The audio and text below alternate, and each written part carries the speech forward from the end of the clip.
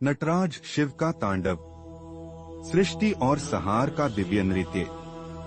स्वर गूंजती हुई मृदंग और घंटियों की मधुर ध्वनि के साथ सुनिए उस दिव्य नृत्य की कथा जो शाश्वत सृष्टि के चक्र को गति देता है।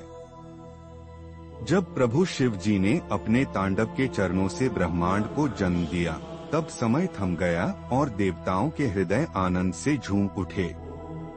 यही नृत्य है नटराज का तांडव, जो सृष्टि और संहार का अनंत संगीत है। काल है अनादि, वह प्राचीन काल जब ब्रह्मांड अभी असंगठित और अंधकारमय था। न तो दिन था, न रात, न कोई दिशा, न कोई गांठ, केवल शून्य और अमर ध्वनि की अनंत छाया।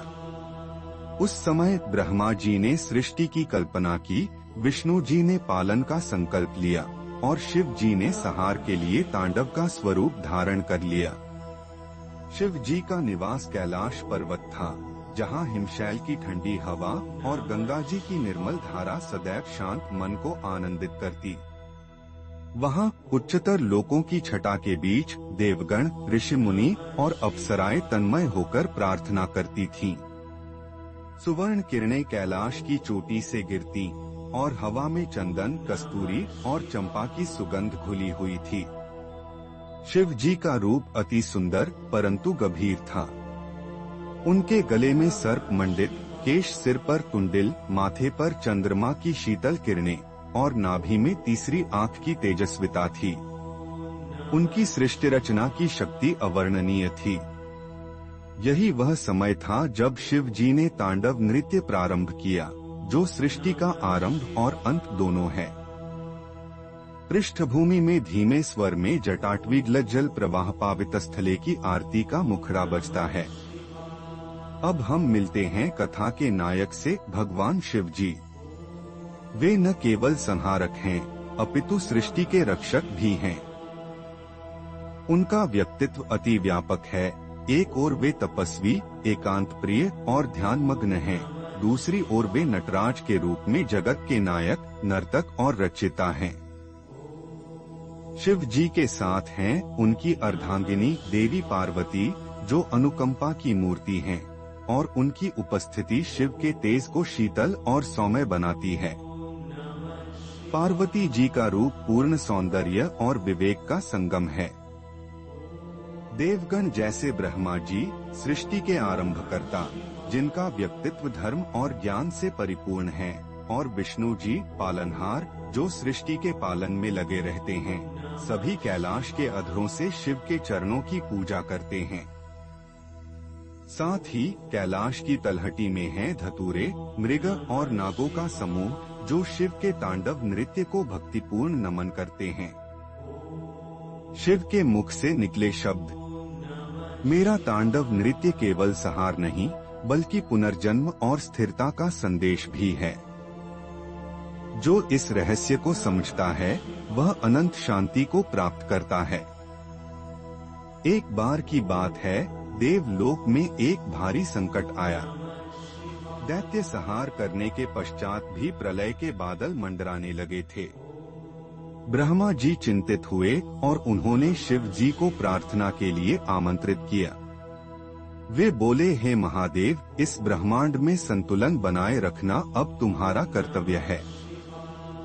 यदि संतुलन न रहे तो सृष्टि विनाश को प्राप्त होगी। शिव जी ने शांत स्वर में कहा, मैं नटराज के रूप में तांडव नृत्य करूंगा, जिससे सृष्टि का पुनः निर्माण होगा।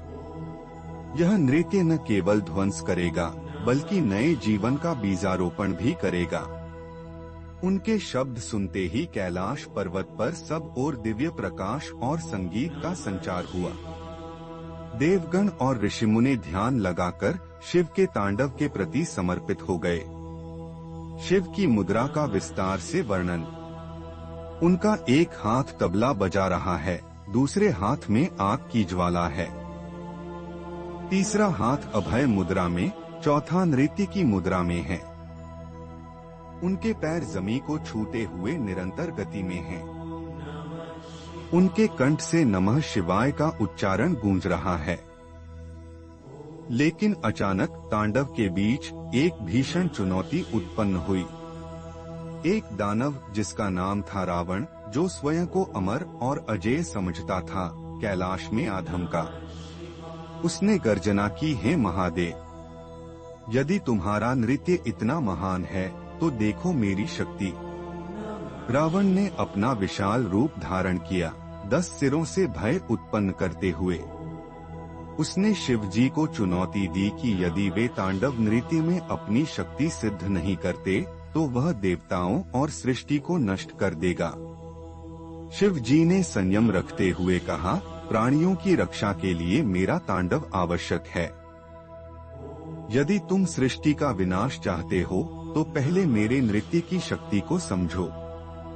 चलो देखें कौन विजयी होता है, रावण ने गर्जना की।